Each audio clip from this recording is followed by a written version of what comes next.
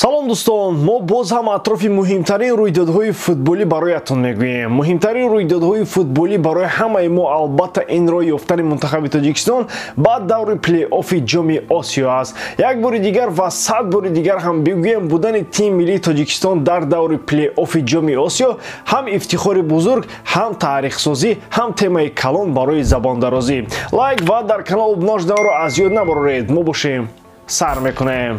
дӯстон, имрӯз шанбе аст. ин маънои онро дорад ки бозиҳои ҷолиб хоҳад гузашт. барои бозам беҳтар гузарондани ин рақобатҳо шумо метавонед аз хизматрасониҳои 1x истифода баред. дар он ҷо регистратсияи осон, пур кардани маблағ аз тамоми гӯшаву канори дунё, вале аз ҳам муҳим бонус то ҳаҷми $100 дар аввалин пардохт бо промокоди AMG 0777 ссилкаи бозӣ дар комментарияи ин видео. футболбозони тоҷик агар рӯзи 28 бо аморот дар майдони рақобат шаванд, дастаи Месси ба дидорбинии Роналдо дар замини Саудиён фуруд омад. Агар соф расмӣ гап занем, дастаи амрикои Интер Майами барои гузарондани ду бозии рафиқона бо Ал-Насри Роналдо ва Ал-Ҳилоли Неймар ба Арабистон рафту аллакай расид. Як сол қабл агар ёдатон бошад, Месси дар сафи ПСЖ бо Ал-Насри як дидори рафиқона дошт. Дар он бозӣ агарчи Роналдо ду гол ҳам зад, вале ситораҳои Париж бо ҳисоби бузург ғалаба кард. ин навбат арабҳо талош мекунанд ба бозингари собиқи Барса бо сардории Месси дар замини худ дарси адаб диҳанд. Навораҳоро аллакай аз омадани Интер Майами ба шаҳри Риёз ҳамаи тамбалтаринҳо ҳам тамошо карданд.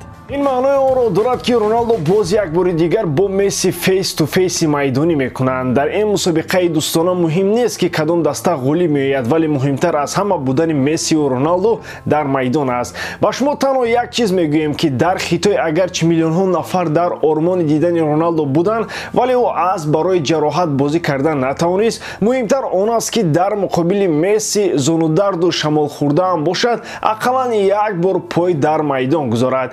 Роналдо шуда бозиҳои дӯстонаи Ал-Наср ба вақти дигар гузаронда шуд.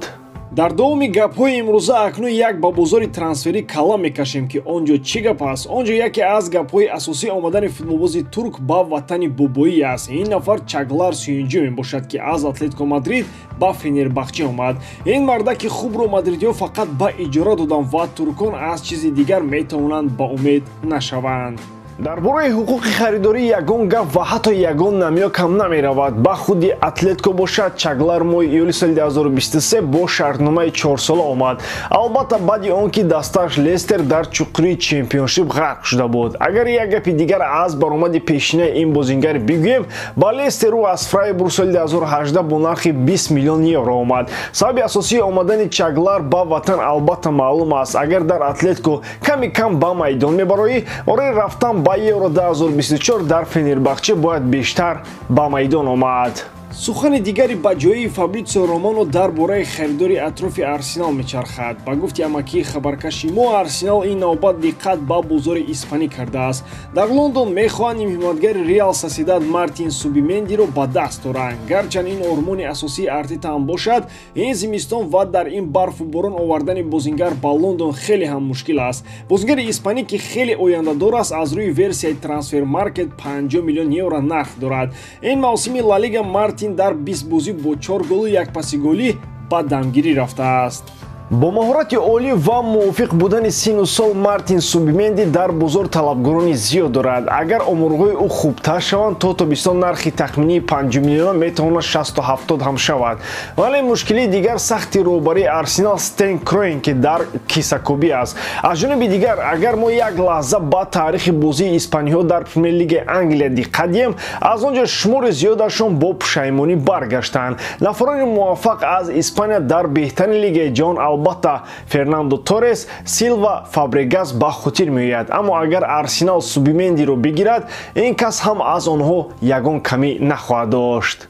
як гапи муҳимтарин атрофи норозитаринҳои чемпионати Саудиён ин хабар овозҳо атрофи бозгашти Карим Бензима ба Аврупо мебошад. агар Фирмино дигар ҷое нарафту Хендерсон аллакай дар Нидерландия аст, оиди Бензима ягон чиз аниқ нест. баъди он ки Карим Бензима тамоми саҳифаҳояшро дар шабакаҳои иҷтимоӣ ба гуфти мардум удалит карду аз Арабистон гурехт, деги хабарҳо ҳам ба ҷӯшидан сар кард. як замон мегуфтанд ки Бензимаро Манчестер мехараду ПСЖ ҳам барояш ба зону хоҳад зад.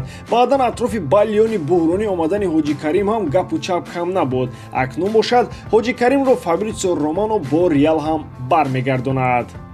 ба гуфти инсайдери рақами 1 Карло Анчелотти хостааст Карим дигарбора ба Мадрид биёяд, вале бобои Перес ҳамеша зидди камбекҳои трансферӣ буд. Ин гап рост бошад ё дурӯғ, вале бародари Бензима мегӯяд ҳамааш фейк аст. Агар бо ақли солим ва нигоҳи равшан атрофи омадани Бензима ба Реал мо ҳам як луқма партоем, танҳо ҳаминро метавон гуфт ки ними бозиаш аз Хосело Зур аст, вале Реал принсипҳои махсуси даставии худро дорад. Як бор пеш аз мавсим дастаро ба хотири пулҳои нефтӣ партофта рафтӣ. Перес ҳам дигар кай парвои туро дорад. Онҷо ҳастанд ҷавонони хундарҷӯш бо рақами зидан ки ҳам аз осмон ситора меоранду ҳам кӯҳро талқон мекунанд. ба ҳамин тамом боридарам ки эҷодкории ман ба шумо писанд меояд. Лайк, комментария ва дар канал обуна шуданро аз ёд набароред. Бо шумо мисли ҳар вақта Муҳаммад Гайров. Хай бародарон, дар паноҳи Аллоҳ.